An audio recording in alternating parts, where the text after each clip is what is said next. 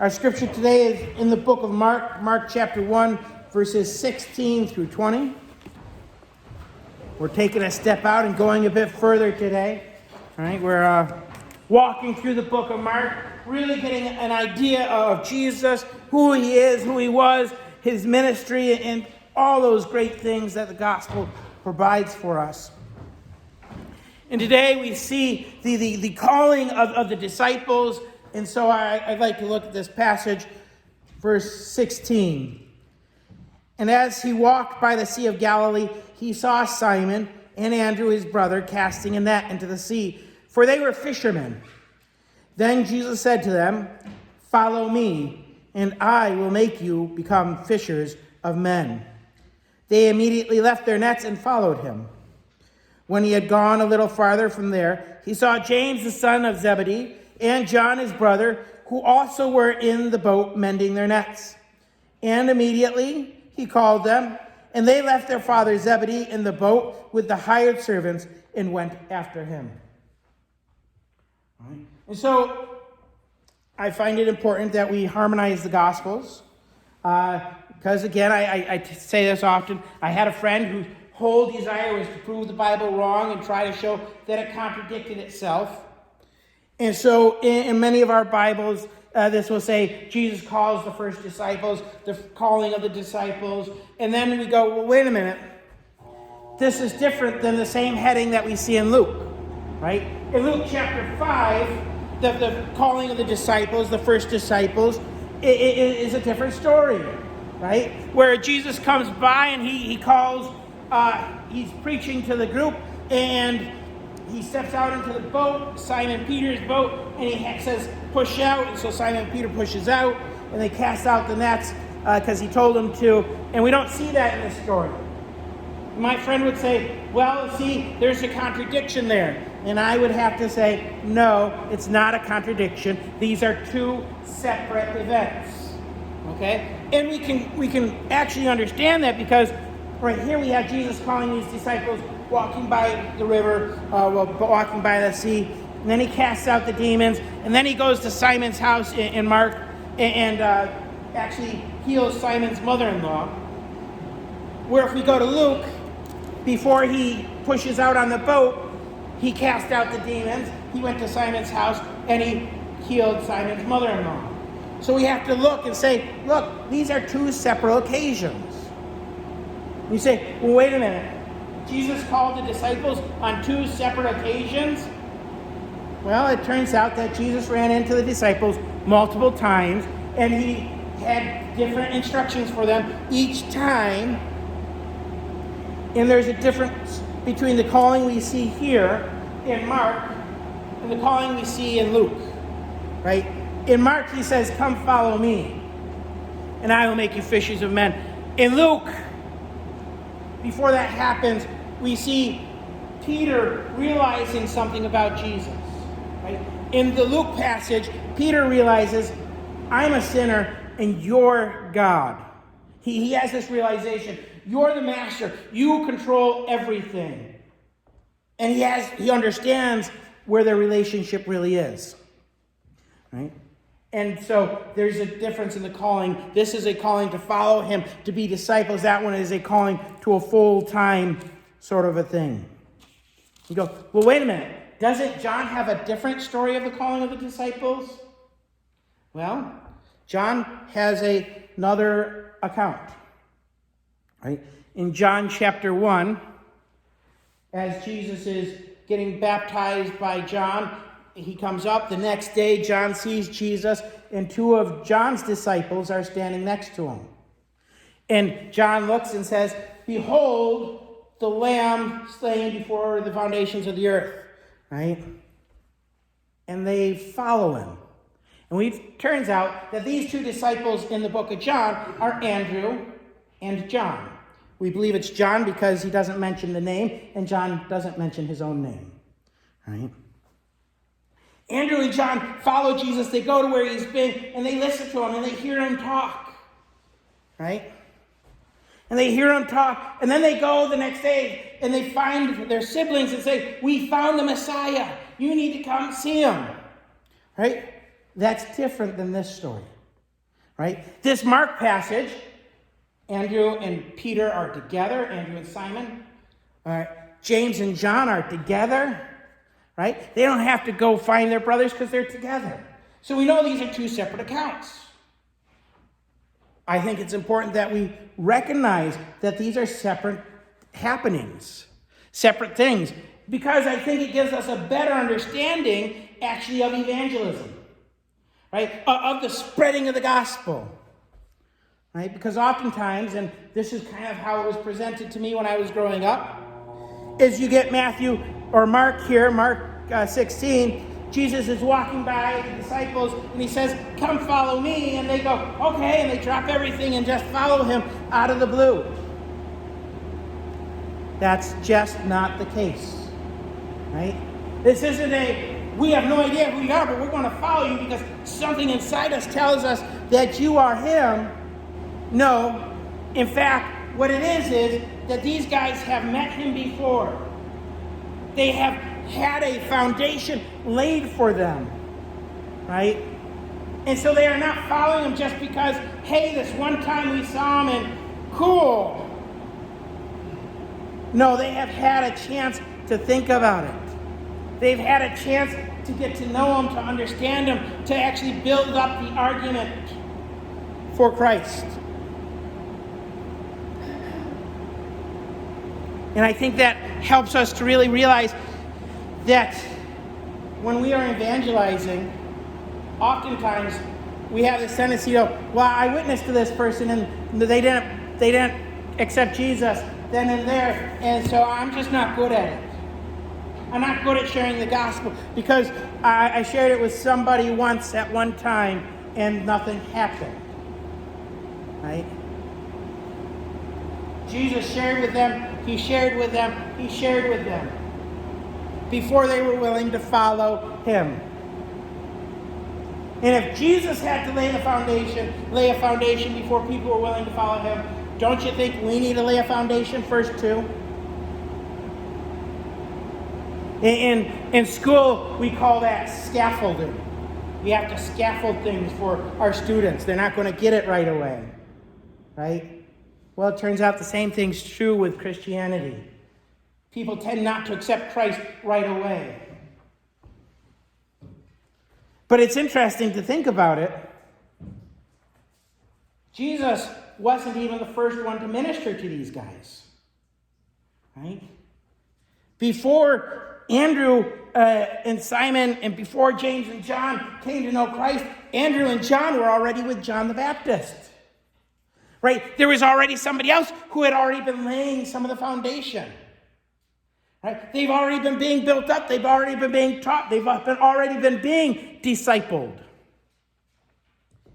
And so Jesus is another part of the step, another part of the program in the evangelistic world. Right? Sometimes we struggle with witnessing to people because we don't see the fruit. Right? Sometimes it's because we're the first one to do the witnessing.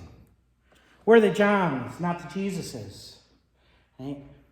I remember talking with a pastor in the past, and he would often brag, "Well, I saved 5 people this week." "Oh, yeah. How long have they been coming to church for?" "Well, 3 years." You know, who's been witnessing to them in that 3 years? Well, it turns out that this person invited them to church, and that person had been sharing, and multiple people had been pouring into these people. My understanding is the statistics right now by those guys who like to do all those surveys, it takes 70 people to witness to an individual before they tend to come to know Christ. Like 70 people. And if we go, "Well, I'm just no good at it, so I'm not going to worry about it, I'm not going to do it," well, you're taking one of those 70 people away. Right? And I know it can be frustrating. Somebody once said, "Well, how many people have you saved in your ministry?" "None." I don't know any who have come and said, "You know what? It was because of your ministry that I came to know Christ." Right? But it doesn't mean that I should stop preaching. It doesn't mean that I should stop sharing the gospel. No, in fact, what Jesus says to them is, come, follow me, and I will make you fishers of men. The idea of following Christ is to be fishers of men. Right? Because Christ came, according to the book of Luke, he came to seek and to save that which was lost. If we want to say that we are being like Christ, then we need to be seeking and trying to witness to that which is lost. We need to be trying to actually give testimony of who Christ is, to share it. But it also means that we should recognize that faith is not blind. And you say, what do you mean by that? What do you mean when you say faith is not blind? These guys didn't believe for no reason. Right? In fact, it turns out that Christianity is the end result of following the evidence that God has laid out for us. Our faith is not based on nothing. The disciples, they didn't trust him just because they trust him because they had seen the evidence. And the more they studied the evidence, the more they learned, the more they understood, the more they came to know him. Christianity is not a secret religion. Right? Back in the old days, they would have these religions where you had to get so high before they would tell you the truth, before they would tell you the information they knew. Christianity is not like that. Christianity says, here, you want to know, here it is. You don't believe yet, let me give you more information. You're not faithful yet, let me show you some more, let me tell you more, let me help you understand more. In fact, we're willing to give the whole Bible and say, here, read it, study it. If you study it long enough, you're going to come to realize that it's true.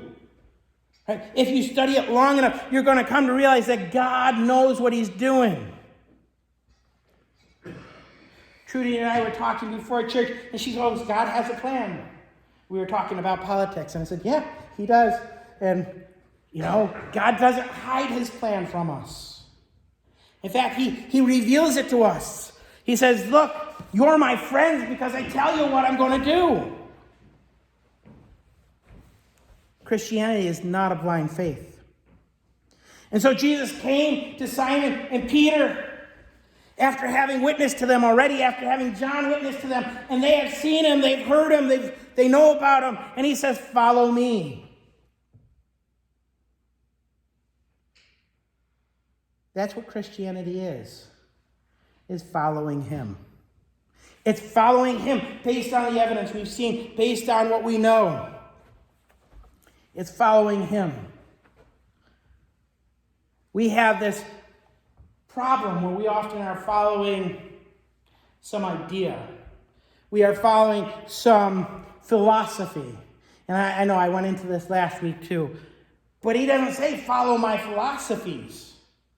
He doesn't say follow my teachings. He says follow me. We're not called to follow the church. We're not called to follow the Baptists or the Catholics or the Lutherans. We're not called to follow Christians. We're called to follow him. Right? And it is based on the evidence that's given. We follow him. And the question is, when should we respond to this? When do we respond? Do we wait until we've got everything in order? No. If we look at the passage, when he said, come and follow me, they immediately left their nets and followed him. They left it. Their job, their boats, they left it and went after him. Right? We're not called to follow me once you get everything in order. In fact, if we have to say, wait, Lord, I got to go do this and I got to go do that, he says, you're not ready yet then. You're not ready to follow me. We're called to follow him when he calls us. We're called to respond when he calls us. And that means that we should be preparing our hearts, our minds, our thoughts, our concerns. But one of the things I find nice about this passage, he doesn't say, come follow me and you will become fishers of men. Right? Come follow me and you'll make yourselves into great men who will win the world over. Come follow me and I'll teach you how to prepare to become this. No, he says, come follow me and I'm going to make you. Right? We don't need to go home to get everything in order, because when we follow him, he puts it in order for us. When we come and follow him, he takes care of what needs to happen so that we may become fishers of men. Right? Come, follow me, he says, and I will make you fishers of men. So we have Peter and Andrew, and they leave their nets, they leave their boats. I had one friend who wanted to point out that these guys owned their own boat. This was not a small feat. These were not the poorest of the poor, as we oftentimes picture them. Right? And when we get to James and John, they leave their dad and the hired hand. So these guys were actually upper management. Right? But they leave it all. When are we supposed to follow him? Immediately. Right away. What are we willing to leave behind? Right? That's the next question. Following Christ involves leaving stuff behind us. It involves letting go of things we no longer need. Right? Following him means letting go of the life we had before. I don't know if you guys know this about me, but I'm afraid of heights. Right? Erin can attest to that. She gets very frustrated when we go on family vacations. She's like, how can you leave your wife all the way up there? God, just kidding. One of the fun things about being afraid of heights is oftentimes when you get into high places, you grab on to whatever you can. Right? And sometimes what you really need to do is let go of all that stuff. You need to let go so that you can get to where you need to be. Right? Jesus says, come follow me. Let go of all those things that are not letting you come up, that aren't letting you go. Right? I think of climbing ladders, You can't get to the next rung until you let go of the one before it. You actually have to let go to reach up. And so Jesus says, follow me. Let go of the other things.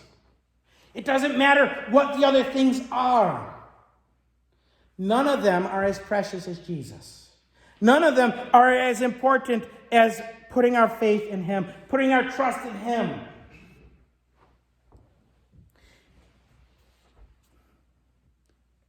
Come follow me, he says. Later on, he's going to give the disciples the commandment to go and make disciples. So here we have the calling of the disciples, and the last thing he says to them before he leaves is, go ye into all the world and make disciples of every nation. Right? Baptizing them in the name of the Father and of the Son and of the Holy Ghost, and to teach them all things that I have commanded you. And lo, I am with you always, even unto the end of the age. So we see him calling the disciples, and then then we see him sending out the disciples to make more. We are called to make more. Make more disciples. In many regards, that is how we are to fulfill the Genesis commandment to be fruitful and multiply. It wasn't just actually bearing children, but it was bringing people in. Bringing people to know Christ, to know who God is, to have that kind of faith. And so we need to recognize that as we are witnessing to them, that it may take time, that it's going to take effort, that we need to build the foundation, that we need to build a scaffold for them to come, because they're not going to come blindly. We didn't either. But we also need to help them understand that the time to come is now. And we need to help them understand that to come, they need to let go. Let go of where they are. Let go of what they've had before. This doesn't necessarily mean that they have to sell everything they have, right? That's what he said to the rich young ruler, right? He said, what else do I need? He said, well, go and sell everything you have. That's because the rich young ruler wasn't willing to let go, and Jesus knew that. But it means that we are willing to just drop the nets, walk away from the boat, and follow him.